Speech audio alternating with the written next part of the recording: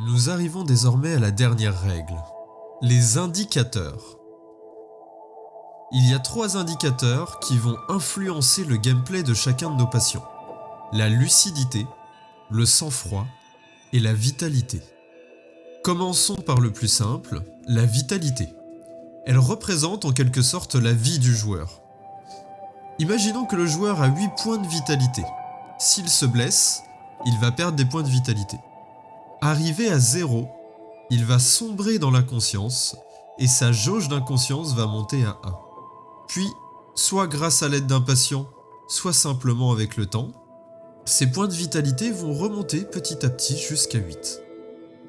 Mais si jamais sa vitalité redescend à nouveau à 0, eh bien sa jauge d'inconscience gagne encore 1 point.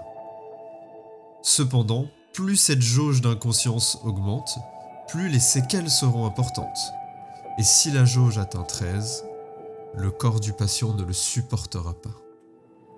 La lucidité, elle, indique la capacité de discernement du patient, le recul qu'il parvient à avoir sur ses actions et la façon dont influent certains médicaments sur lui. Elle agit aussi bien sur ses actions physiques que mentales. Quelqu'un avec une bonne lucidité contrôle parfaitement ses actions et son environnement.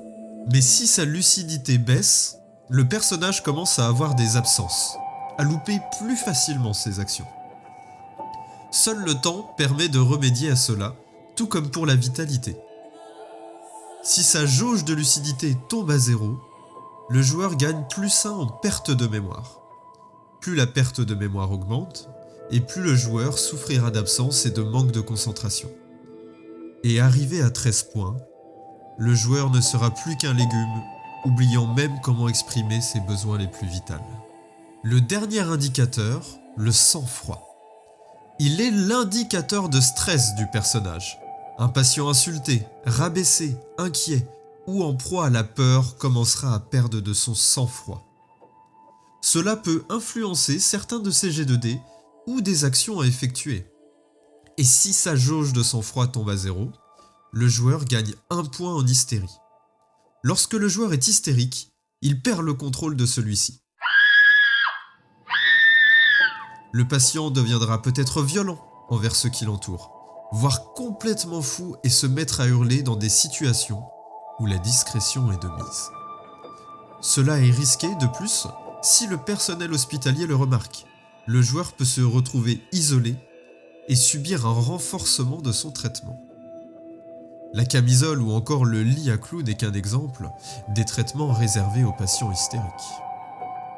Arrivé à 13 points d'hystérie, le joueur perd le contrôle total de son personnage.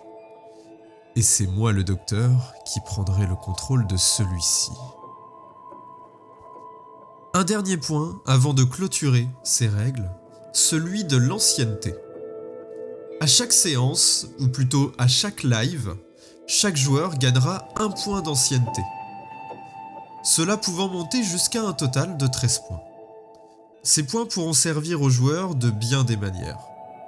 À la fin d'une séance, les patients pourront utiliser, par exemple, 3 points d'ancienneté afin d'augmenter de 1 leur maximum de lucidité, vitalité ou sang-froid.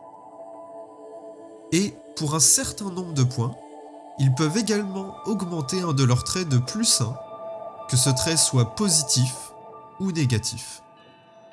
Et pour finir, pour un point d'ancienneté, le joueur peut décider de changer en cours de partie son ticket de loterie.